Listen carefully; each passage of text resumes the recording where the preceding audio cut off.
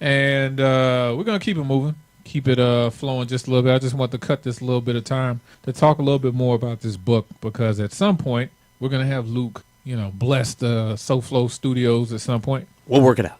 We'll work it out. We got different channels that we're trying to do. But it was a lot of interesting things in reading this book, where I felt a bit of civic pride reading this book, for the simple fact that we never had anybody. I mean, we got Billy Corbin, but we never had anybody of this persuasion that, kind of told the story. Jewish?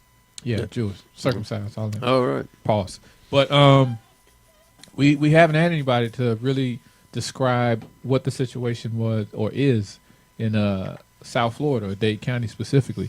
And you had instances where Luke was talking about how there were federal funded stipends that were put aside for impoverished neighborhoods, and how the Cubans came and took advantage of it.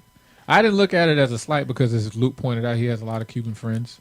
It wasn't the case when he was in high school, because a lot of the Jew friends that he had when he went to Miami Beach High, they were cool with him. But, around the time he was going to school, this is around the time Peter Pan and the Mariel lift shortly after came, and there was a lot of tension.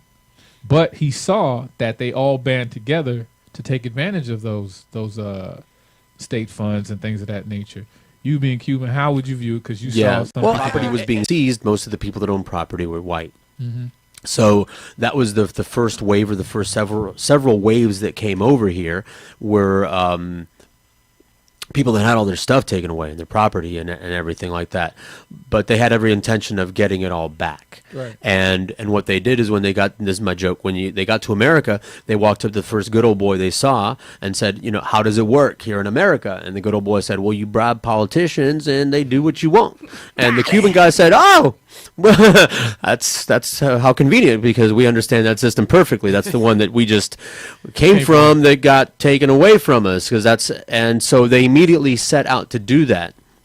And they did concentrate their money into the campaigns of people that represented their interests. They made campaign contributions, not just towards, at first the Cubans couldn't run for office. There had to be, they had to work through the process where they became citizens before, which took a certain amount of time.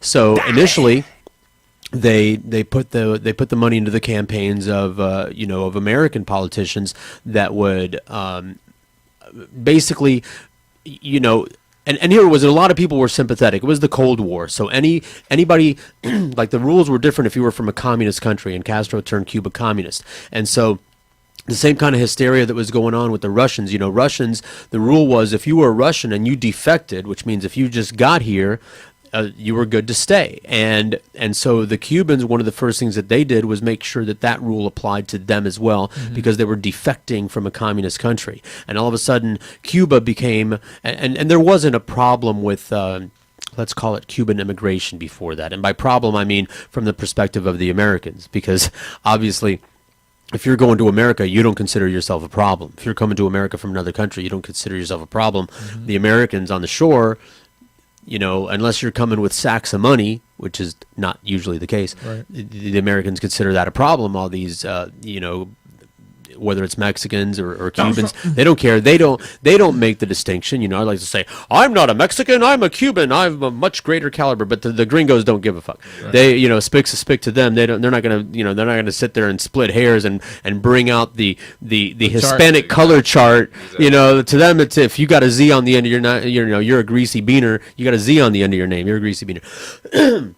But of course, for the right price, there were plenty of American politicians that would talk that talk. Oh no, these aren't wetbacks coming over here for economic reasons. These are political refugees that are coming over here to escape persecution because of their political views, because they have right-wing political views, and Cuba just became ultra-left commie. So therefore, it is our job as the beacon of democracy standing against communism to take these people in who are fleeing communist persecution. There were plenty of gringos that would be happy to say that for for a brown paper bag full of money.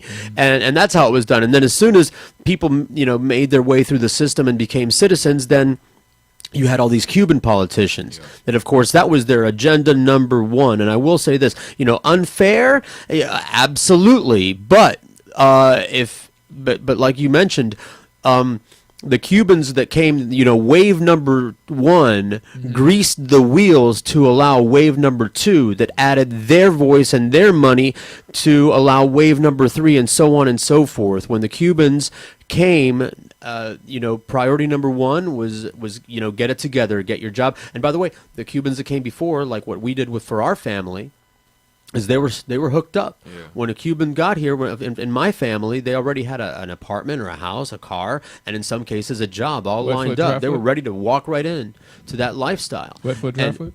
Well, that was before that. It wasn't wet foot, dry foot. The Coast Guard found Cubans floating on an inner tube. They put them on the deck and brought them in, brought them into America. And that was the policy for the longest time, up until recently, and up until Marielle, and we got to change this policy. But those Cubans those first several waves of Cubans did make it their business to take care of the Cubans that were still on the island by creating a system that made it easier for them to come over. And by easier, I mean, because right now there's a lot of discussion during this presidential campaign, thank you, Donald Trump, about, the Mexicans, when the Beanas come over, they're bringing the rapists and the murderers, and they're brown and they got the moon faces and they're ugly. This is Donald. He's saying this and everybody's like, yeah, man, you're going to build a big wall and, and shoot the Beanas if they're trying to come over. And everybody's like, yeah, woo. And people think that I think that I'm sympathetic towards illegal immigration, and I'm not, because even with that preferential treatment, it took my family almost 2 years, which was considered fast. All right, first you got to fill out your family members that are trying to get you to come over on this side of the water. They have to fill out a bunch of paperwork, including background checks of themselves. And financial support documents where you pledge your financial support so that the refugees that come over won't get on welfare. Meanwhile, in Cuba, we have to fill out a bunch of paperwork promising that we won't go on welfare and allowing the FBI to do a background check on us, on my family. And then once both State Departments, and then of course the Cuban government gets to screen you too to see if you are allowed to leave. For example, my two oldest brothers weren't allowed to leave because they were the right age to be drafted, conscripted into at first labor camp. First, you cut cane for 2-3 years, and then you go into the army. Everybody had to cut cane because Castro was like, you white people, you made the black people, and the Indian people, you made them all cut cane for years. Now you're going to cut cane for years, and he was going to even it all out by force. So my brothers were cane cutter age. So they had to go cut cane. So it was like me, my brother, my sister got to come over with my mom. But even then, after the Cuban government clears you, the American government clears you, people on both sides of the water clear you, then and you pay money because there's a fee involved. Of course. As soon as you declare your intention to come to America, the Castro regime, the Cuban government pulls your ration card because they took everybody's paycheck away, replaced it with a ration card, which told the person at the bread place how much bread you get. Then you got to go stand in line at the rice place to see how much rice you get, and then you got to go stand in line at the banana place to see how many bananas you get based on what your ration card says you're entitled to. When you declare your desire to leave Cuba, they pull your family's ration card. So you got to just be underground government and trade and barter. And then wait, because all your name, assuming that it's all approved, goes into the lottery. And so there's this big hopper that spits out random family names and people. And then they show up in the middle of the night, the government car shows up in the middle of the night. And the guy knocks on the door and says this person calls out names, get in the car. If you want to leave Cuba, get in the car now or you lose your chance. You're not allowed to bring anything, nothing in your pockets, no watches, no jewelry, not a pen, not a picture, not a paperclip, just the clothes that you're wearing. Wow. Pants, shirt, underwear, everything. They begged the guys to allow me to bring my 7 dwarves, Disney style 7 dwarves, I'm sure with real lead paint. And that's the only thing that my family was allowed to take out of Cuba, and I still have them. That's it. So considering that's what when you add it all up, Mm-hmm. what the Cubans had to do, the bribing of the politicians and the running for office to create the lopsided system, and then all the paperwork and all the money being spent to come over here legally. Mm-hmm. Do you think I'm sympathetic to people that wade across a river and ignore the laws of the land? I'm not. So I just want to be on record as saying I'm not. The American people have every right to decide who gets to come over, and people that work under the table, they're eroding the labor pool. Why should I pay someone minimum wage, the state-sanctioned minimum wage? Why should I give an American a job when I can give this illegal alien a job who will work for much less? You can't have collective bargaining, and you can't have a union that sets a price, and it's like, well, I'm just not going to hire that union guy at that price. I'm going to hire this guy that's going to work under the table. And it's not just picking lettuce. It's construction, and it's auto mechanics, electricians, and everything. Jobs. And these are jobs that Americans of every stripe can be occupying. And that's the thing that I took from the book, reading the book from Luke, in which he. So by the way, in answer to your question, Cubans are sons of bitches. All right, I just want to say that. I kind of got that. I picked up on it. But the thing is that he wants an all-inclusive Dade County. You know what I mean? Like. I'm with him on that. Just as you described it, when you can find cheaper labor, as opposed to somebody that's willing to work. I mean, don't get me wrong. We know a couple of, people, niggas, as we like to call them. Because there's black folk and we like to say niggas. I would never say that. Of course you won't say that. But there's black folk and there's niggas. There's dudes that stay under the tree. I saw the comedy routine. I saw the Chris Rock. Yeah, you saw it. So, I saw it. It's like, okay. You basically know the breakdown. But, there are people that actually want to earn a good day's pay. But if you got somebody that's going to pay or take a whole lot less, and you know better, you know that you could be making a whole lot more, put you in a situation of disadvantage. But we're going to save that for your interview.